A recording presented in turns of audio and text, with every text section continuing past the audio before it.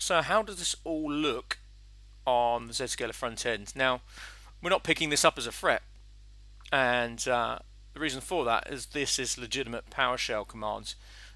Yeah, it's extremely dodgy, but if we go to show logs, what we do see is some activity that we can drill down into. So let's call that up, and we're going to narrow this down. You can see all kinds of activity to Microsoft and SkyDrive and all those sorts of things. So let's go for last 2 minutes, which is pretty much now, and have a look at our general logs. So we've got some user information.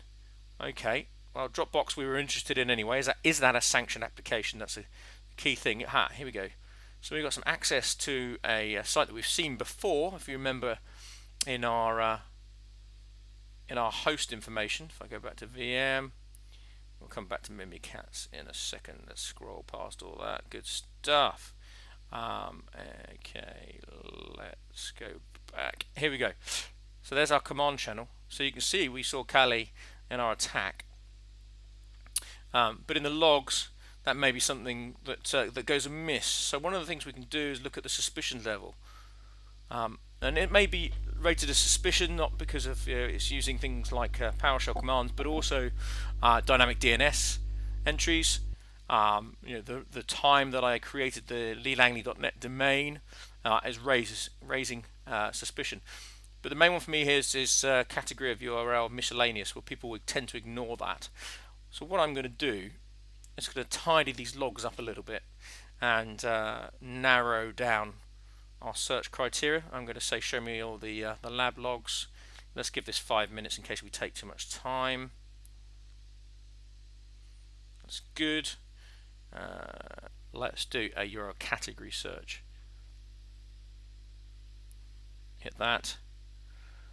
And let's set the category to miscellaneous, as we've seen some of that hitting our logs. And let's click apply.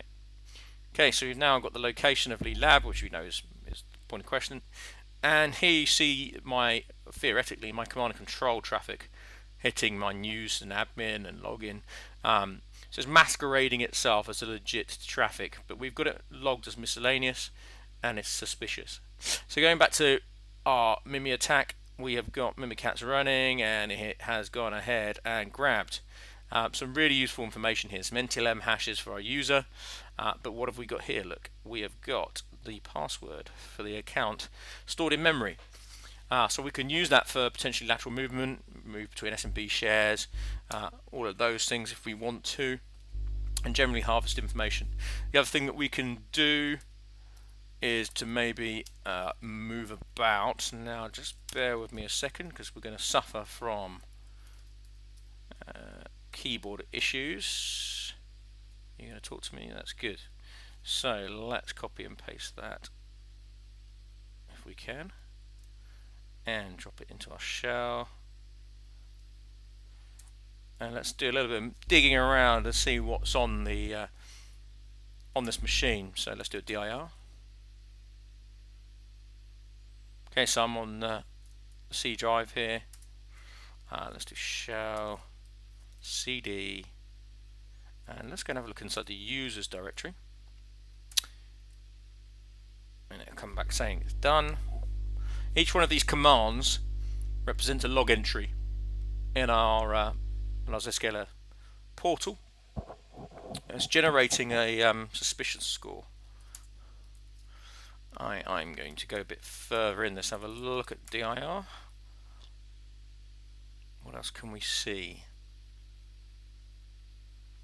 Come on, talk to me. There we go. Okay, we've got our list of users. We've got some Mel Langley IE user. Well, I'm interested. We know that we've got the password for IE user. Let's have a little look inside his directory structure. So shell cd IE user.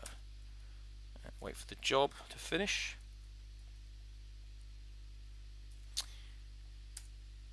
And just to show you, by going back to our host, still no prompts on the screen, still nothing, no alerts, no Windows Defender, nada.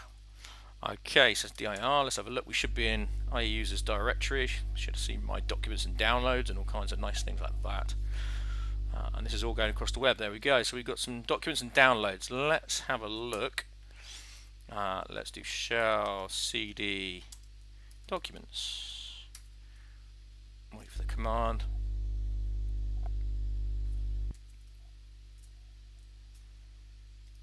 Okay, dir. Let's have a little look inside this directory and see if there's anything interesting that we can then move into exfiltration. Okay, so we've got a couple of documents here, one of which school newsletter, latest news update, all of these sorts of things. So we could grab any of these, mycv.doc. Let's have a look. There might be some interesting information on that. So let's grab that. So let's do a download my space cv.doc. Okay, so it's going to issue that command. It's going to go away with a bit of luck.